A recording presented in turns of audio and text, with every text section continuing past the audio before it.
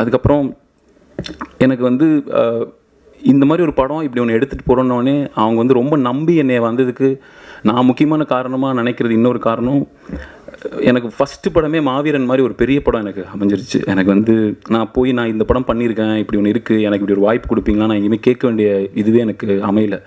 போனோடனே ஓகே இவங்க ஒரு நல்ல படம் எடுத்திருக்காங்க, இவர் கரெக்டாக எடுத்துருவார்ன்ற ஒரு நம்பிக்கையோடு தான் என்ன அணுகுனாங்க. அந்த விதத்தில் சிவகார்த்திகேயன் அவர்களுக்கு நான் என்றைக்குமே ஒரு நன்றி கடன்பட்டிருக்கேன். அவர் நண்பர் தான், அவர் நண்பராக இருந்தாலும் அவர் இருக்கிற இடத்துல எனக்கு இப்படி ஒரு வாய்ப்பு கொடுத்து மாவீரன் அமைச்சு கொடுத்ததுக்கு நான் என்றைக்குமே நன்றி கடன்பட்டிருக்கேன். எனக்கு தேவயானி மேம் கூட கதை கேட்ட உடனே மாவீரன் ப்ரொடியூசராக சூப்பர் அவங்க நல்லா பண்ணுவாங்கன்னு சொன்னோன்னே எனக்கு பயங்கர சந்தோஷமாக இருந்துச்சு. ஓ இப்படி பார்க்குறாங்களா, இப்படி நினைக்கிறாங்களான்றது எனக்கு ரொம்ப சந்தோஷமாக இருந்தது.